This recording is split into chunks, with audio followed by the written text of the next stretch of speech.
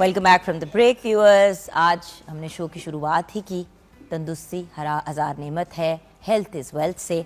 तो हमने सोचा कि हमारी आंतें, हमारी जो इंटेस्टाइन्स होती हैं, लार्ज इंटेस्टाइन और स्मॉल इंटेस्टाइन, हमारा जो डाइजेस्टिव सिस्टम होता है, हमारा पेट, हमारा निज़ाम हज़म, ये शायद सबसे ज़्यादा इग्नोर्ड एरिया होता है हमारी बॉडी का। जबकि किसी भी न्यूट्रिशनिस्ट से या किसी डाइटिशियन से या जनरल मतलब जीपी से भी, जनरल प्रैक्टिशनर से भी आप बात करें तो वो आपको एक ही बात घूम के कहेंगे कि भाई अगर आपकी बॉडी में सबसे वैल्यूबल कोई एसेट है, जैसे कि हम ज़मीन को एसेट समझते हैं, गाड़ी को हमारे जिस्म का सबसे वैल्यूबल एसेट हमारा निज़ाम हज़म है, हमारा डाइजेस्टिव सिस्टम है।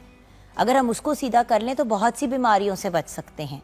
अगर बीमारियों के इलाज की तरफ भी जाएं व्यूअर्स, तो आप देखेंगे कि 90% उसमें खाने में एहतियात या खाने की चीज़ें इंक्लूड करना या एक्सक्लूड करने पे बात की जाती है। खैर, मैं क्या आपको गाइड करूंगी। हमें गाइड करने के लिए आज एक बहुत ही ब्रिलियंट पर्सनालिटी ने ज्वाइन किया है हमारे साथ। डॉक्टर अफसर अली भट्टी हैं। आप प्रोफेसर ऑफ सर्जरी हैं एट डॉक्टर्स हॉस्पिटल लाहौर, और आपको वैसे ही पता है कि doctors hospital is an absolutely phenomenal hospital, और वहाँ पे हर एरिया जो है वो ऑफ हेल्थ जो है बड़ी बेहतरीन अंदाज से कवर्ड है।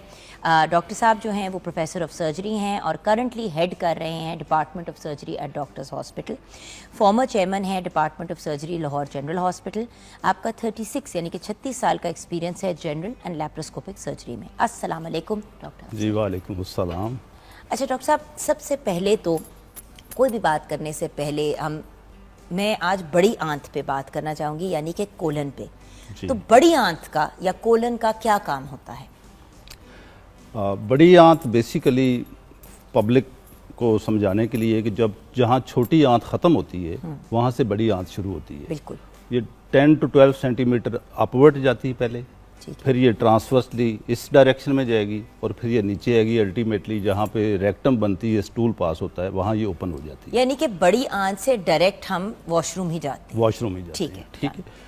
अब डाइजेस्टिव सिस्टम में जो हमारी डाइट स्टोमक में आएगी वहाँ उसकी मिलिंग होती है, चर्निंग होती है, और वो काइम पतला ग्राइंड होता है। हाँ। वहाँ से भी छोटी आंत में आ जाती है। उसके बहुत सारे इंग्रेडिएंट छोटी आंत से जज्ब होकर वो लिवर में चले जाते हैं। लिवर एक फैक्ट्री है, वहाँ से प्रोटीन बन रही हैं, विटामिन्स बन रहे हैं, कार्बोहाइड्रेट बन रहे हैं, ग्लाइकोजन बन रहा है।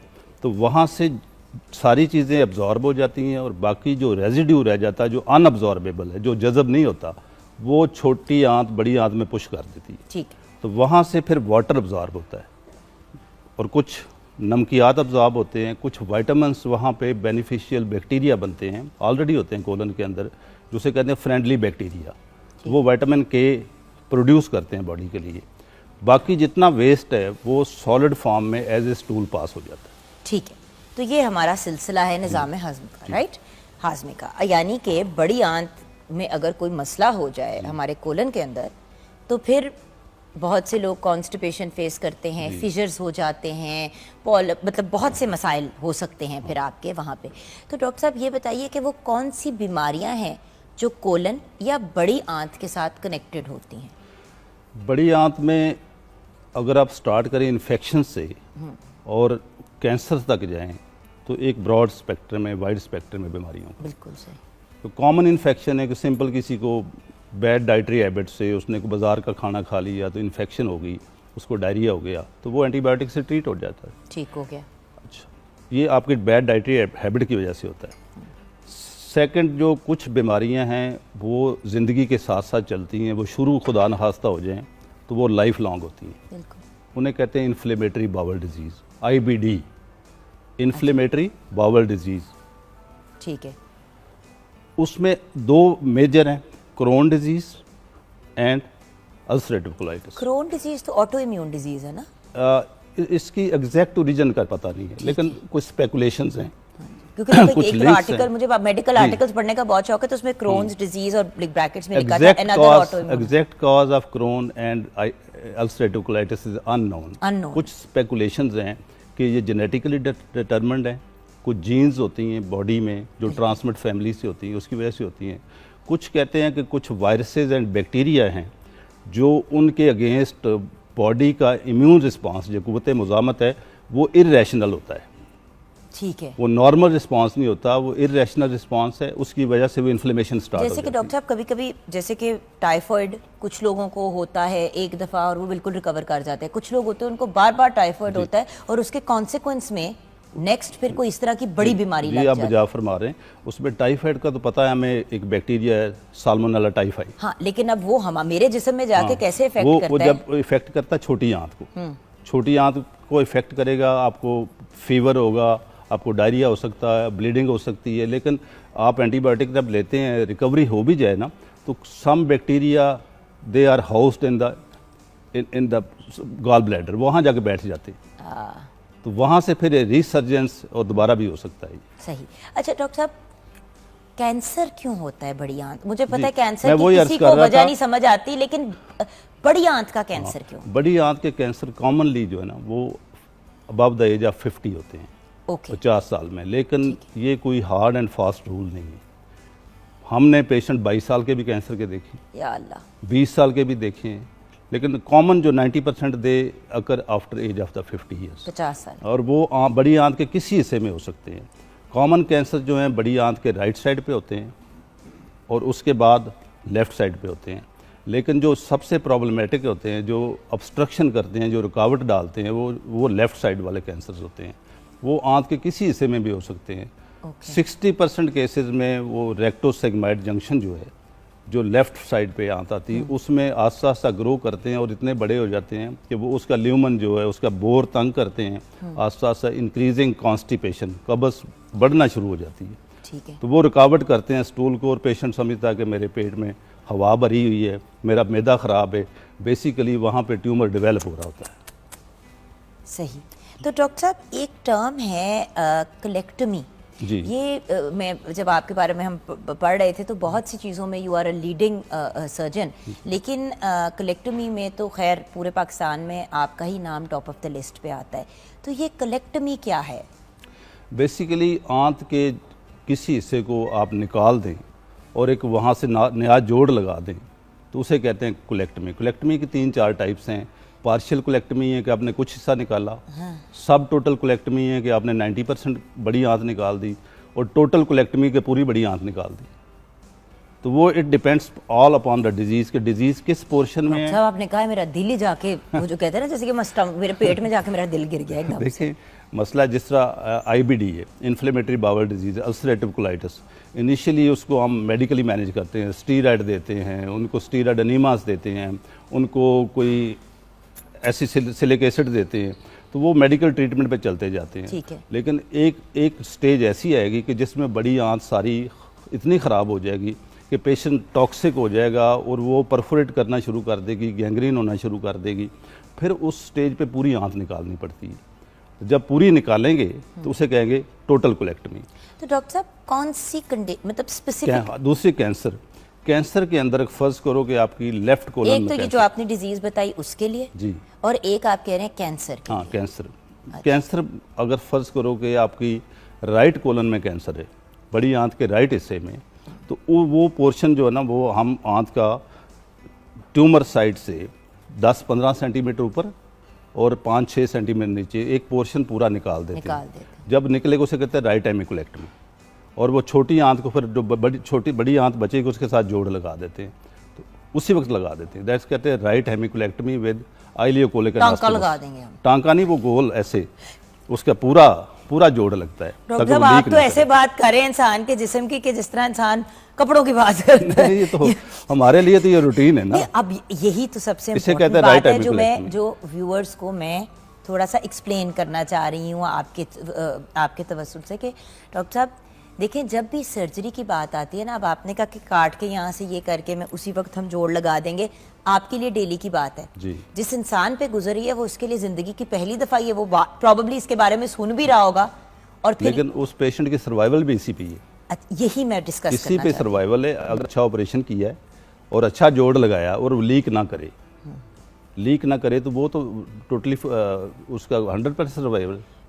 कोलेक्टमी एक लाइफ सेविंग सर्जरी है, प्रोसीजर है, लेकिन डॉक्टर साहब अगर गलत बंदा कर दे, एक्सपर्ट ना करे तो उसमें लीक होने के, जब लीक करती है दोबारा, तो फिर उसमें पेशेंट के सारे जितने भी उसके अंदर क्या होता है, बैक्टीरिया होते हैं बहुत, वो सारे स्पिल ओवर करते हैं पेरिटोनियल कैविटी के अंदर, पेट के अंदर, तो पेशेंट की हालत तो बड़ी ख़राब हो जाती है। उसके बाद फिर वो दोनों एंड्स जो आपने जोड़े थे वो दोनों बाहर निकालने पड़ते हैं, उसे कहते हैं कोलास्टमी, कि आपने पेशेंट को बचाने के लिए दोनों एंड्स बाहर निकाल दिए। अच्छा डॉक्टर साहब, आपने IBD की तो बात की, IBS जी। हर दूसरा बंदा कहता है आजकल कि उसको इरिटेबल बाउल सिंड्रोम है। जी, ये कुछ इसका कोलन से ये ताल्लुक है टोटली डिफरेंट है, कोलन का ही प्रॉब्लम, लेकिन ये टोटली डिफरेंट। और हर दूसरे बंदे को क्यों है? IBD और IBS इसको डिफरेंशिएट करना ज़रूरी है। IBD is a inflammatory process, ये एक इन्फ्लेमेशन है जो कंटिन्यूस चलती रहती है, सोजश है, सोजश है, वो चलती रहती है और पेशेंट की लाइफ डिस्कम्फर्ट में गुजरती है और वो कभी भी इजी नहीं होता। ठीक है, वो लाइफ लॉन्ग मेडिकेशन पे रहता है। ये IBD है। IBD, IBS जो है ना वो कोई डिजीज़ नहीं है, ऐसा कोई इन्फ्लेमेशन नहीं है, कुछ सोजश नहीं है, वो बेसिकली पेशेंट का अपना एक लाइफस्टाइल है। उसको स्ट्रेस पेशेंट में जो हर वक्त टेंशन में रहते हैं, डॉक्टर साहब वो तो हर दूसरा बंदा है, इससे स्ट्रेस में तो आप भी रहते उन्हीं होंगे। पेशेंट में ज़्यादा स्मोकर्स और जो टेंशन प्रॉन पेशेंट्स हैं जिनमें पर्सनैलिटी डिसऑर्डर्स हैं, कि वो हर चीज़ को छोटी सी बात को डिप्रेसिव हो गए या उनको टेंशन बहुत आ गई, उसमें उनका जो वो सिस्टम है जिसमें नर्व्स होती हैं जो कंट्रोल करती हैं इस एरिया को, वो हाइपर एक्टिव होती हैं, उनके सेगमेंट की मोटिलिटी बढ़ जाती है, कभी उनको डायरिया हो जाता है, तो कभी कॉन्स्टिपेशन हो जाती है, कभी हवा भर जाती है। तो ये बात क्लियर मैं इसलिए करना चाहती थी कि अगर आपने कभी सुना हो IBS, तो IBS और IBD फर्क है। और IBD is the dangerous one and life threatening disease. IBD is dangerous, IBD कह रही हूँ। IBS तो मतलब जैसे कि डॉक्टर साहब ने कहा कि वो जैसे कि माइग्रेन का भी ऐसा कुछ समझ नहीं आता कि या स्ट्रेस इंड्यूस्ड होती है या कोई खाने पीने से इंड्यूस्ड होती है, एंड अगेन पर्सनालिटी जिनके अंदर डिसऑर्डर्स होते हैं उनके अंदर भी ये इशू होता है। तो बात ये है कि IBD एंड कैंसर के केस में, कोलन कैंसर के केस में हमें कोलेक्टमी की तरफ जाना पड़ता है। कैंसर के केस में तो 100% कोलेक्टमी है। IBD जो अल्सरेटिव कोलाइटिस या क्रोन डिजीज है जो सोजश वाली है, उसको आप मेडिकली ट्रीट कर सकते हैं, उसको मेडिकल पे चलते रहते हैं। अगर कभी कोई रुकावट आ जाए, प्रॉब्लम हो जाए, तो वो पोर्शन फिर स्पेशली क्रोन में निकालना पड़ता है। अच्छा डॉक्टर साहब, आपने अब ये तो बता दिया कि अगर ये प्रॉब्लम हो तो ऑपरेशन ऐसे होता है, बट ये ऑपरेशन क्या पूरा काट के होता है, लेप्रोस्कोपिकली होता है? एक तो ऑपरेशन कैसे होता है और उसकी फिर रिकवरी के बारे में भी बताएं। लोग इसीलिए ऑपरेशन नहीं कराते क्योंकि वो डर जाते हैं। बहुत अच्छा क्वेश्चन है आपका। आज से जब हमने ट्रेनिंग स्टार्ट की थी ना, सारे ऑपरेशन ओपन होते थे, पेट खोला जाता था, लेप्रोटमी कहते हैं उसको, पूरा पेट खोल के अंदर जाते थे, बिल्कुल बड़ा स्कार होता था, लंबा चीरा होता था। लेकिन ये इन द लास्ट 20-30 ईयर्स ये टोटल सर्जरी शिफ्ट होगी लेप्रोस्कोपिक पे, keyhole surgery, minimal invasive surgery, कि आप छोटे सुराखों से जाके ये बड़ा काम कर सकते हैं। अच्छा, यानी कि अंदर से डॉक्टर साहब ने कहा कि कट करेंगे और जोड़ेंगे, लेकिन ये नहीं है कि यहाँ से यहाँ तक काटेंगे। जो चीज काटने वाली है वही कटेगी और वही जोड़ेगी। कटेगा कुछ भी नहीं, स्मॉल सा होल करेंगे। नहीं, अंदर से कट करके आपने जोड़ दिया। लेकिन एक तो लोगों को स्कार से डर लगता है, दूसरा असल में डॉक्टर साहब अब तो लोगों को इतनी भी समझ आ गई है ना कि जब सारा कुछ आप खोल देते हैं तो एक तो इलाज अपनी जगह है, लेकिन दूसरी प्रॉब्लम ये हो जाती है कि इन्फेक्शन का ज्यादा चांस बढ़ जाता है ना। इसमें बहुत सारे प्रॉब्लम होते हैं, इन्फेक्शन का चांस बढ़ जाता है, रिकवरी कितनी लंबी होती है, पोस्ट ऑपरेटिव पेन बहुत ज़्यादा होती है। पेशेंट को जिसने लेप्रोस्कोपिक सर्जरी से सेकंड डे उठ जाता है वो 8-10 दिन लेटा रहता है। अर्ली टू वर्क वो चले जाते हैं, अपना काम संभालते हैं। अच्छा, कितनी देर बाद जब लेप्रोस्कोपिक में ऑन द सेम नाइट, मतलब आज ऑपरेशन किया सपोज 3 बजे, तो 4 घंटे बाद पेशेंट वॉक कर रहा होता है माशाल्लाह। लेकिन आप अगर ओपन सर्जरी करें बड़े चीरे के साथ तो वो पेशेंट जो है ना 5-7 दिन तो वो उठ नहीं सकता और घर जाना फिर एक और मुश्किल है। उसके बाद अपने असल काम पे जो वर्कर है जो भी है तो उस पर उसको प्रॉब्लम होता है। अच्छा डॉक्टर साहब, चलें, एक तो आपने कॉम्प्लिकेशन बताई कि अगर खुदा न खास्ता लीकेज हो जाए, और कोई कॉम्प्लिकेशन इस सर्जरी की? आप देखें ना, बड़ी आंत अगर अल्लाह ताला ने इतनी बनाई है, उसमें से हम इतना हिस्सा निकाल दें या इतना हिस्सा निकाल दें या 90% भी निकाल दें, तो फिर कुछ ना कुछ तो मसला होगा। मसला बड़ी आंत का जो ना एरिया, उसका सिर्फ काम है वाटर को ऑब्जॉर्व करना, ठीक है, और कुछ विटामिन प्रोड्यूस करने। कुछ विटामिन डेफिशिएंसी होती हैं वो आप ओरल फॉर्म में ले लेते हैं, अच्छा, टैबलेट ले लेते हैं, ठीक है। लेकिन जिस बीमारी से वो पेशेंट भुगत रहा होता है, जब वो निकलता है, इन्फेक्शन निकल जाती है तो उसकी सेहत बेहतर हो जाती है। ओके। और छोटी आंत, अल्लाह ताला ने ऐसा सिस्टम बनाया कि छोटी आंत उसका काम संभाल लेती है। उसका जो अंदर ब्रश बॉर्डर होता है, अच्छा, वो तौलिया की तरह अंदर से होता है, उसका सरफेस एरिया बढ़ जाता है और वो सारी चीज़ें वो उसका एक काम, तरह की बड़ी आंत बड़ी सी बन आंत जाती को उसको है, टेकअप नीचे करती है। वाला हिस्सा। इनिशियली जब आप पूरी आंत निकाल के तो छोटी आंत को बाहर निकाल देते हैं, उसे कहते हैं इलियोस्टमी। ठीक है। तो वो उसके थ्रू शुरू में फ्लूइड जो बाहर आएगा वो वाटरी होगा, कुछ दिनों बाद वो ऐसे सॉलिड होता है, जस्ट लाइक स्टूल बन जाता है और पेशेंट कंफर्टेबली बैग लगा के फिर रहे होते हैं, वो ऑफिस भी जा रहे होते हैं। उन्होंने लेकिन डॉक्टर साहब बैग सारी जिंदगी के लिए लगेगा? नॉट नेसेसरी, इट डिपेंड्स कि आपके अगर नीचे कुछ पोर्शन बच गया है तो आप उसको रिवर्स कर सकते हैं, उसी को वापस ले जाके जोड़ लगा दे अगर नीचे कोई सा पोर्शन बचा हुआ है। बेसिकली डॉक्टर्स को अगर हम अपना काम करने दें, और जब हम डॉक्टर्स की बात करते हैं तो डॉक्टर्स हॉस्पिटल व्यूअर्स, आपको पता है कि हम हमेशा यही कहते हैं कि it is a brilliant hospital, और वहाँ पे the top surgeons, the top doctors, the top GPs, I mean जैसे डॉक्टर साहब को हमने इनवाइट किया, डॉक्टर अफसर को, तो इसीलिए इनको इनवाइट किया because he is the top in his line, and 36 years का एक्सपीरियंस कोई मजाक नहीं होता viewers. So the point is at the end of the day, इसीलिए हम हमेशा कोशिश करते हैं कि आपको उस चीज़ के, क्योंकि पिछले दिनों बहुत लोग डॉक्टर साहब ये बात कर रहे थे कि सर्जरी का कह दिया है बड़ी आंत का, तो ऑपरेशन करा लेंगे तो ये हो जाएगा तो वो हो जाएगा। तो डॉक्टर साहब एंड में कोई पैगाम आप अपने व्यूअर्स को देना चाहेंगे? जी, मैं अपनी आवाम को ये पैगाम देना चाहता हूँ कि कोई भी बीमारी हो जिसको वो समझते हैं, हर बीमारी को समझते हैं कि मैदे की बीमारी है, इवन के पित्ते में स्टोन भी हो, उसको पेन हो रही हो तो वो समझते हैं कि मैदे की पेन है। एटलीस्ट मैं उनसे रिक्वेस्ट करता हूँ कि अल्ट्रासाउंड अब्डोमेन बेसिक टेस्ट है, अल्ट्रासाउंड कराएं, वो सारी बहुत चीज़ें क्लियर होती हैं कि ये मैदे का अल्सर है या ये पित्ते का स्टोन है या जो छोटी आंत की रुकावट है या बड़ी आंत की रुकावट है, मसला कहाँ चल रहा है। बिल्कुल सही कह रहे हैं आप डॉक्टर साहब, और यहाँ पे आपकी बात मैं ऐड करना चाहूँगी कि मुस्तनिद डॉक्टर के पास जाएं। एक्चुअली इस अल्ट्रासाउंड का आपको बताना चाहिए आपके डॉक्टर को। होता ये है कि हम किसी परचून की दुकान पे चले जाते हैं, उसको कहते हैं मैंने दर्द हो रही है, मैंने बता दो मैं की करा, कमजोरी भी हो रही है, टीका लगा दें, वो विटामिन बी का आपको टीका लगा देंगे, या कभी कभी सिलाइन का ही लगा देते हैं क्योंकि बंदा वैसे ही सोच लेता है कि कुछ हो गया, ड्रिप लगा देंगे, ड्रिप लगा देंगे, इंजेक्शन डाल देते हैं, बस जी वो ताकत की बात ये है कि देखिए बुरी से बुरी दर्द जो है वो पेन किलर से दब तो जाती है, वो टेम्परेरी, लेकिन वो हल नहीं है। हल नहीं है। ये वो वाली बात है कि वो आपने टायर को के ऊपर वो जो लगा देते हैं टेम्परेरी के भाई घर तक पहुंच जाए गाड़ी, बात ये है कि उसके बाद हालात खराब हो जाते हैं। इसीलिए डॉक्टर्स हॉस्पिटल, देखिए एक दफ़ा बंदा जाके प्रॉपर बंदे से तशखीस करा लेता है ना व्यूअर्स, तो आप जब सिरा मिल जाता है ना डॉक्टर को, तो उसके बाद फिर इलाज और बाकी सारी चीज़ें करना आसान हो जाती है। डॉक्टर साहब ने कहा ना कि लेट हो जाता है, लेट इसलिए होता है क्योंकि जब बेड़ा गर्क हो जाता है, बिल्कुल बंदा मरने वाला हो जाता है, तो फिर आप पहुंचते हैं ऐसी जगहों पे जहाँ पे फिर डॉक्टर्स को बहुत मेजर स्टेप्स लेने पड़ते हैं। राइट डॉक्टर साहब? ऐसे ही पहले वो सियाने को दिखाते हैं, फिर उसके बाद फिर उससे भी बड़े सियाने को दिखाते हैं, फिर कोई दम दरूद कराते हैं। और डॉक्टर साहब मैं कहती हूँ दम दरूद जरूर कराएं, लेकिन वो उसको आप मेन इलाज के तौर पे नहीं लेके चल सकते। ऐसी अल्लाह ताला के हाथ में ही शिफा है, नो डाउट, उसी ने कौन कहना है, लेकिन अल्लाह ताला ने ये भी कहा कि तहकीक करें। एग्जैक्टली, ठीक है ना, उतनी दफ़ा नमाज का जिक्र नहीं कुरान में जितना तहकीक का है, तो तहकीक तो फिर डॉक्टर्स ने या साइंटिस्ट ने की हुई है। बिल्कुल, और किसी वजह से व्यूअर्स इतना पढ़ लिख के इतनी ज़्यादा प्रैक्टिस करने, अब 36 ईयर्स के बाद डॉक्टर साहब को an expert in this field consider किया जाता है, तो इतनी एक्सपीरियंस डॉक्टर के पास जाएं, ऐसे शख्स के पास जाएं जिनको पता है कि वो क्या करें, एंड राइट डॉक्टर के पास जाएं।